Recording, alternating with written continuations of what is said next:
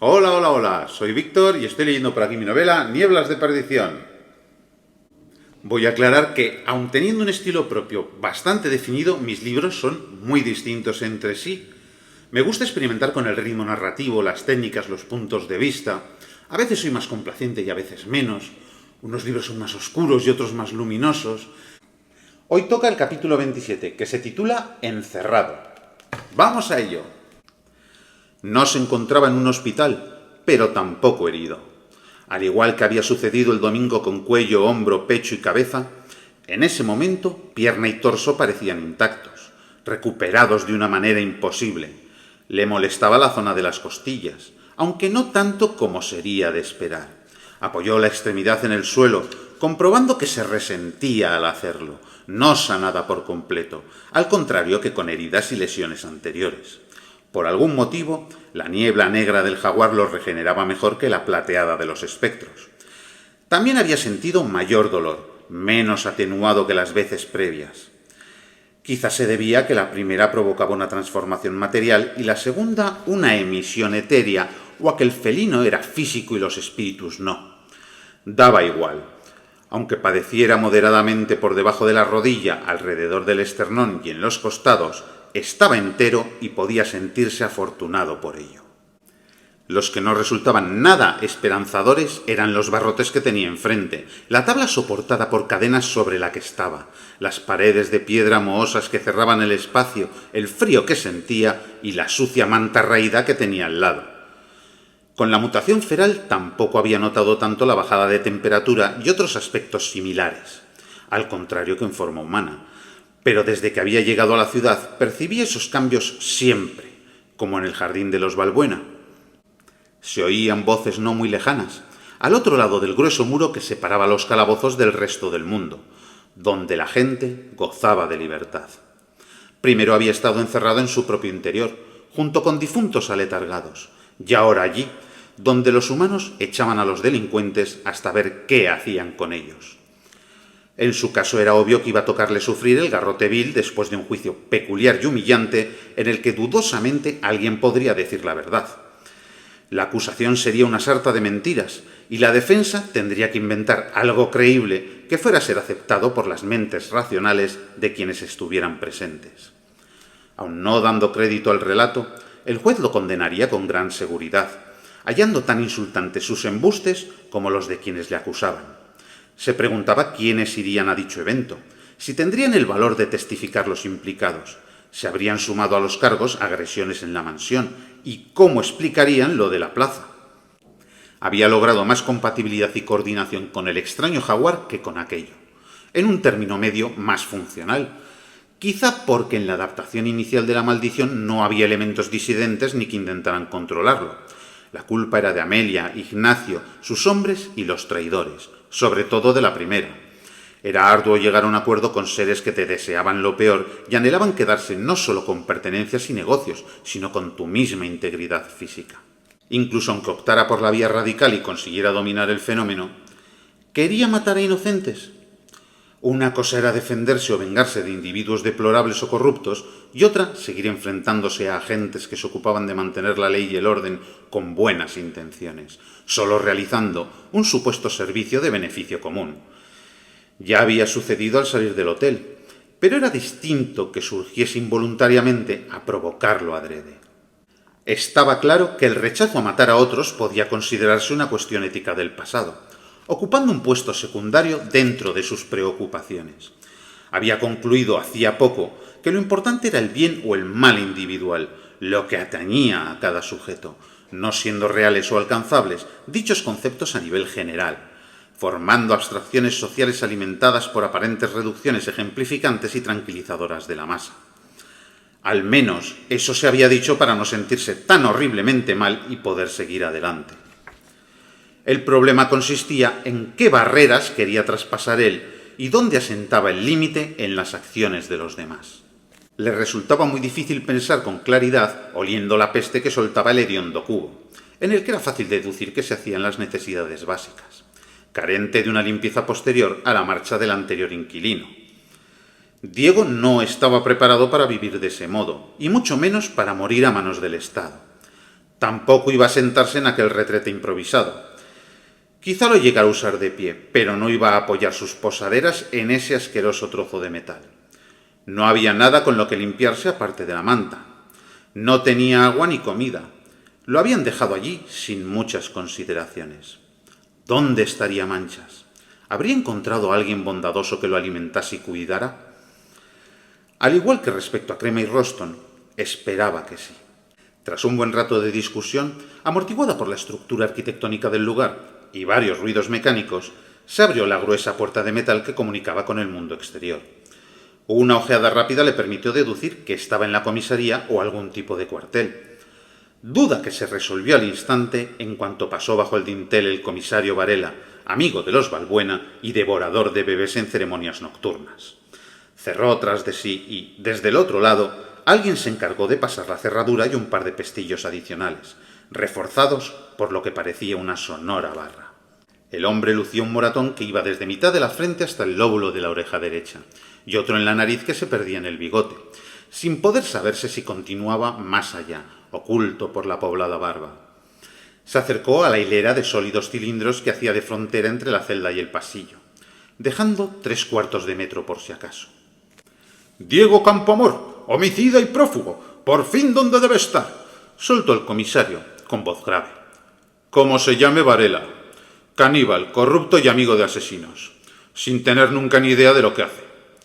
«Va a morir, desgraciado, así que menos bromas», espetó con el ceño fruncido. Diego bajó los párpados un instante y tomó aire. «Supongamos que eso es inevitable. ¿Qué le pasa al agua cuando se rompe el vaso?» «¿Cómo?» «El contenido se desparrama si el recipiente se hace añicos», argumentó Diego, ignorando el grado de certeza con que tal afirmación se aplicaba a la cuestión referida. «No voy a dejar libre a un criminal de su calaña». «Yo no he matado a nadie. Tan solo me he evadido al ser acusado de crímenes que es injusto atribuirme». El barbudo gruñó, tocándose la marca oscura más visible de su cara. «Me han pedido que hable con Amelia. Sé que está ahí porque yo mismo la escuché». «Amelia no va a salir a jugar ni por asomo. Solo me sustituirá en caso de que me lleven al garrote vil. Entonces le dejaré el control para que sufra ella las consecuencias, porque se las merece sin un atisbo de duda». «¡Es usted despreciable!». «Mírese al espejo la siguiente vez que quiera designar a alguien de ese modo. Aún escucho los llantos de la pobre criaturita». «Deje que Amelia siga adelante de alguna manera. Perdónela, y a lo mejor me planteo opciones favorables para usted». «Ocupando el cuerpo de una inocente para poder seguir acabando con las vidas de quienes no merecen sufrir las repercusiones de su crueldad. Algunos sacrificios son necesarios, por duros que sean. Medite». «No sé cómo está ahí tan tranquilo, sabiendo que puedo vomitarle encima una tormenta de 1000 demonios. Esos golpes no son nada comparado con lo que podría sucederle a solas conmigo. Estoy demostrando una generosidad excesiva, dándole la oportunidad de reaccionar antes de que no sea yo el que decida». Con una expresión iracunda, el jefe local del Cuerpo del Orden Público se dirigió a la salida, llamó y se fue en cuanto le abrieron, sin volver a mirar al preso. Una bronca monumental despertó a Diego, que había comprobado la inutilidad de la única forma de abrigarse disponible. No había comido ni bebido nada desde la visita a casa de sus primos, así que lo que realmente deseaba era que alguien estuviese esgrimiendo la necesidad de llevarle como mínimo una jarra de agua. Los ruidos metálicos antecedieron a la apertura de la puerta y a la aparición de Olga, ataviada con un vestido tan sumamente caro que se percibía aún no teniendo ni idea de moda, y un sofisticado tocado que no se había quitado a pesar de estar en interior, elevando la barbilla como si fuera la princesa del Imperio austrohúngaro. Los tacones de sus zapatos marcaban los pasos sobre el suelo de baldosas con ritmo militar. «¡Olga!», exclamó Diego. «¿Has venido a verme?», cuestionó con incredulidad, como si requiriera una confirmación verbal a lo que le mostraban sus pupilas. Ella se acercó hasta los barrotes, casi pegada a ellos, e introdujo una mano cubierta por un fino guante de malla con encaje floral en la muñeca. Diego se levantó y se la besó con suavidad, igual que si fuera una noble de tiempos pretéritos. «¿Qué hago contigo?», susurró ella, llena de angustia. «Hemos de hablar bajito, como en un confesionario. No conviene que nos oigan». «Por supuesto, lo que tú digas», musitó él. «Vi el final del espectáculo desde mi ventana. Aunque me asomé antes, no distinguí nada hasta que la niebla casi había desaparecido. ¿Te han metido todo eso dentro de los míos? No. Tu familia tiene la culpa de casi todas las desgracias que me han ocurrido, incluyendo los actos más atroces que se te puedan ocurrir contra mis seres queridos, pero no son responsables de la maldición que padezco. De hecho, solo he sobrevivido a ellos, gracias a este tormento que otros llamarían don. ¿Está mi prima dentro de ti? Diego bajó la vista, asumiendo que si era sincero, perdería a su única posible aliada. Amelia era sádica y cruel. Me apuñaló en el cuello y se burló de mí mientras yo me desangraba, contándome que tus tíos habían preparado el envenenamiento de mi padre y mi abuelo, a lo que hubo que añadir a todo el servicio. Olga cerró los párpados y se tapó los labios de color frambuesa con los dedos enguantados. No me estás contando ni una décima parte, ¿verdad? Es complicado. Hay sucesos que sigo sin entender yo mismo. ¿En algún instante llegaste a apreciarme un poquito? ¿A considerar la posibilidad de elegirme a mí? Sí, claro que sí, por supuesto, dijo, mirándola fijamente, soltando un gemido contenido. Fui un necio por no seguir a mi corazón. A veces creo que todo esto me ha sucedido por rechazar la única oportunidad buena y sincera que se me ha ofrecido, afirmó compungido, con los ojos vidriosos y el rostro descompuesto. Me gustaría echarle toda la culpa al tóxico que Amelia irradiaba con su perfume, pero los principales motivos de mi error fueron la estupidez y la inexperiencia. Olga elevó la mano hasta taparse la mitad del rostro, dejando a la vista unos ojos que expresaban el anhelo de creer sin poder hacerlo. Si te ayudo, ¿dejarás en paz a mi familia? ¿Consentirás que no reciban perjuicio alguno? No digo que los perdones, porque seguramente eso es inviable, pero ¿serías capaz de seguir adelante sin vengarte ni reclamar justicia? ¿Cómo me ayudarías? Responde. Si te pido que ignores su existencia, por mí, a pesar de que quizá ellos no sean dignos de tal consideración, lo harás. Diego lo pensó unos segundos, observándola, ignorando lo que pretendía hacer y a la vez viendo la angustia que le generaba la propuesta, comprendiendo que la oferta solo era motivada por un sentimiento insondable hacia él que no se había ganado en absoluto. El silencio se hizo casi 30 segundos. Las opciones eran confusas. ¿Estaba utilizando los sentimientos para manipularlo o había algo real que los unía?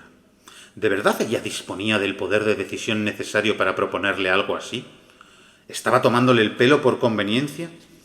Un río de lágrimas silenciosas recorrió la faz de Diego hasta desprenderse de la mandíbula. Sí, me diste cariño, advertencias y auxilio a pesar de mi negativa, con una benevolencia inmerecida. Aunque sienta que traiciono a mis difuntos, espero que sepan perdonarme. No te rechazaré una segunda vez. Si me das la oportunidad de estar cerca de ti... Yo solo te he ofrecido ayuda para limpiar tu nombre, nada más, puntualizó ella, de forma entrecortada, meneando el índice con mayor suavidad de la que pretendía.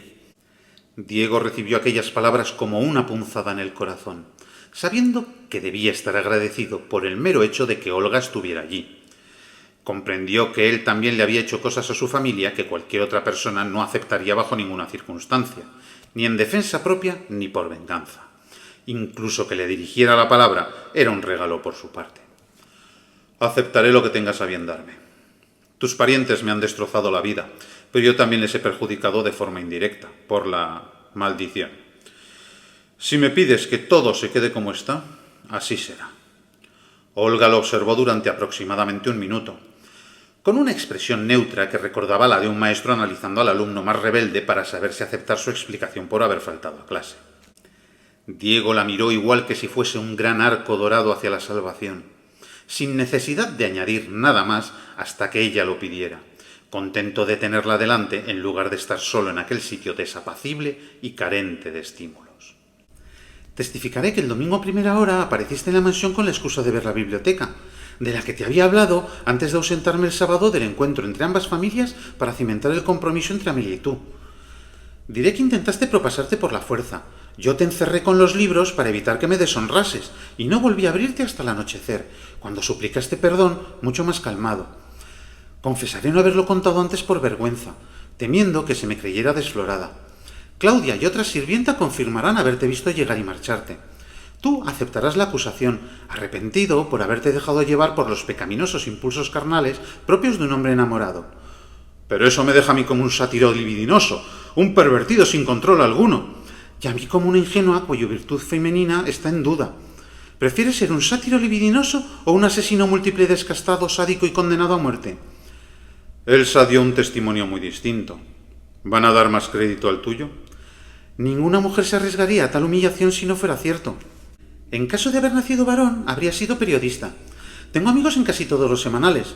Es posible que se atrevan a tildarme de mentirosa o mi tía no cambie su declaración, pero lograré que publiquen mi versión.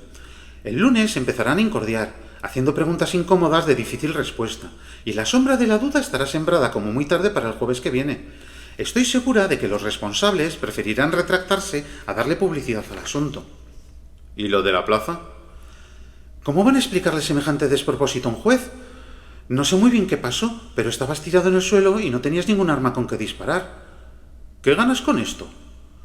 No te conviene en absoluto que me plantee esa cuestión.